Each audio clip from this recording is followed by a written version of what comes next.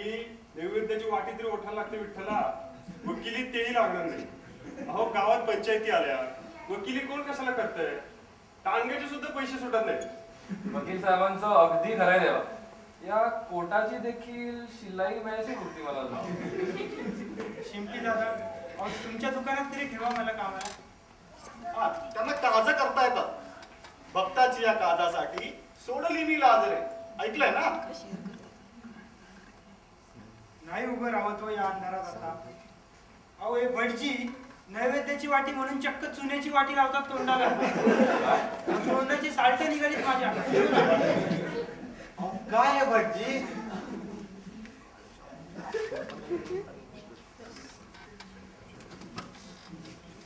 हा भटजी, भटजी तुमच्या तरी दुकानात ठेवा मला. आमच्या दुकानात दुकानात? द्यायला आमची पोरं काम करतात ती. हा तुमच्या दयेनं 4 आहेत, पण नोकर नाही दुकानात. आणि सरकारी नियंत्रण इतकी भयंकर आहेत की म्हणा की देवा तुमचं काही चालणार नाही. अहो सेल्स टॅक्स, इन्कम टॅक्स या सोन्याच्या चिपा कधी जातील ते कळणार नाही. आणि हा इन्कम टॅक्स बसला म्हणजे भूतासारखा बसतो मानकुटीवर. म्हणजे आता मेलो तरी कर आहे म्हणे. म्हणजे जगलो तरी कर आणि मेलो तरी कर. हा काय कर भरण्यासाठी आम्ही व्यापार करायचा? त्यापेक्षा देवा कर कटेवारी ठेवून या तुम्ही उभे आहात तेच बरं आहे. मग मी करू तरी काय? विठ्ठला घाबरू नको, मी करते तुझी सोय आमच्या पिक्चरात. खरंच? हो. मी तुमचे उपकार कधी विसरणार नाही. तशी कॉमिक कॅरेक्टरला फिगर बरी. पिक्चरचं नाव काय म्हणाला? कान्होपात्रा. कान्होपात्रा? कान्होपात्राचं काम कोणी केलंय? हो मीच करणार कान्होपात्राचं काम. तू? तरी कान्होपात्रा तुझ्यापेक्षा कितीतरी सुंदर होती. माझ्या पायावरच तर प्राण जोडला ती. तुमच्या पायात कशाला मरायला प्राण सोडेल? शिवाय टेक्निकल पिक्चर आहे आमचा. तुमच्या काळ्या पायांचा क्लोजअप घेऊन काय कलर इफेक्ट येणार आहे? आणि हो शेवटच्या सीन मध्ये इंद्रधनुष्याची होडी घेऊन विठ्ठल येतो आणि मग त्यात बसून जाते कान्होपात्रा वैकुंठाला. आपण वैकुंठ बंदर कुठे आहे? विमानाने जावं लागतं. शिवाय खरी गोष्ट अशी नाही. हो खरी गोष्ट काय कोणाला ठाऊक आहे? मला ठाऊक आहे ना. हो मला निदान विठ्ठलाचं तरी काम द्यावं. जाऊ द्या हो, तुम्हाला पाहिल्या आमचे डायरेक्टर साहेब नाही म्हणते. जाऊ द्या. मग मी आता करू तरी काय? विठ्ठला कसलं भलतं खूळ लागलं या तुला. माझं ऐका, गुमान राहावा उभं इटेवर. अव नशिबाचा भोग चुकलाय का कधी कुणाला? अव मगा धरणं तुम्ही दिलेल्या ह्या 2 डोळ्यांनी मी तमाशा बघतीया. अव हे 2 डोळ्यांना घटकाभर बी बघवाना. 1000 डोळ्यांनी रे देवा कसं पाहिलंस तू? त्यापेक्षा तुम्ही गाभाऱ्याच्या अंधारात हाय तेच ठीक हाय. अगदी खरं. अहो नवीन वकिलांना तर काही चान्सच नाही. अहो काय नवीन दुकानदाराला चान्स असं म्हणतात? अहो नाव नको. आणि नवा शिंपी ओ मिशनीला पाय लागला नाही गेले एका महिन्यात. ओ तुमची शपथ, जो उठतो तो तयार कपडे वापरायला लागतो. मग मी करण्याजोगं काहीतरी काम असेल हो. भटजी तुम्ही तरी सांगा. आता माझी काळजी तुम्हाला आणि माझी काळजी तुम्हाला. तुम्ही इथनं गेल्यावर तेव्हा आम्ही कुणाकडे बघून जगायचं? मी पाहिजे तर गाभाऱ्यामध्ये पांढरी ट्यूबलाईट बसवून घेतो. डीडीटी लावून गाभारा स्वच्छ करून घेतो.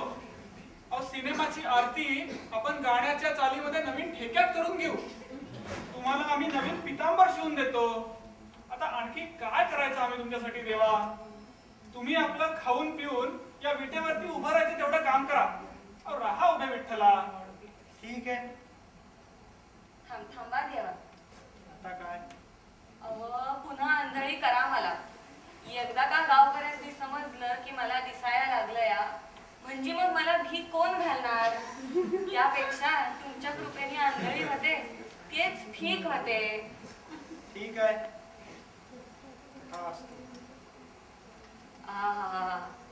गार वाटलं. अंधार अंधार. आता माझेही असंच झाले नाही. आता फक्त अंधार अंधार. अहो केवढ्या अपेक्षेने आलो होतो मी. अहो रडू नका देवा.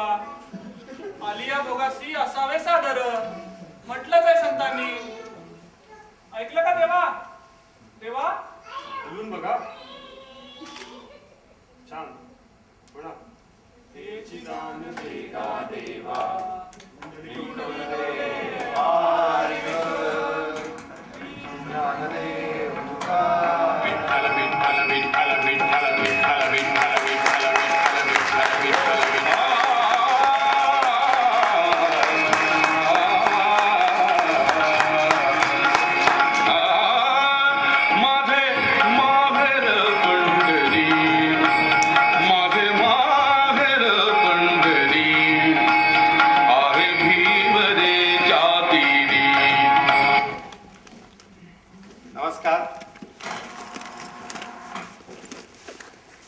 तुम्हाला 55 सालची भारतातली परिस्थिती सांगितली.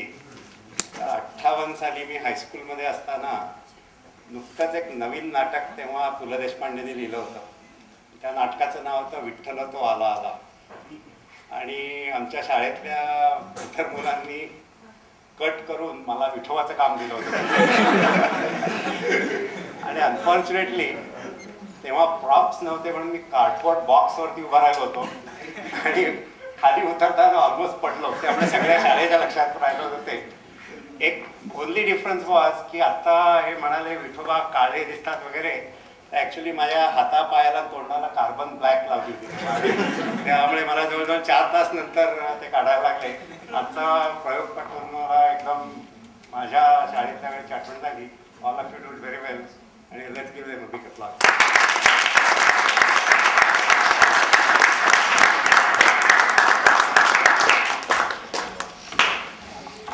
तर मंडळी, फराळाला सुरुवात करण्यापूर्वी आपला महत्वाचा कार्यक्रम आहे तो म्हणजे आभार प्रदर्शनाचा.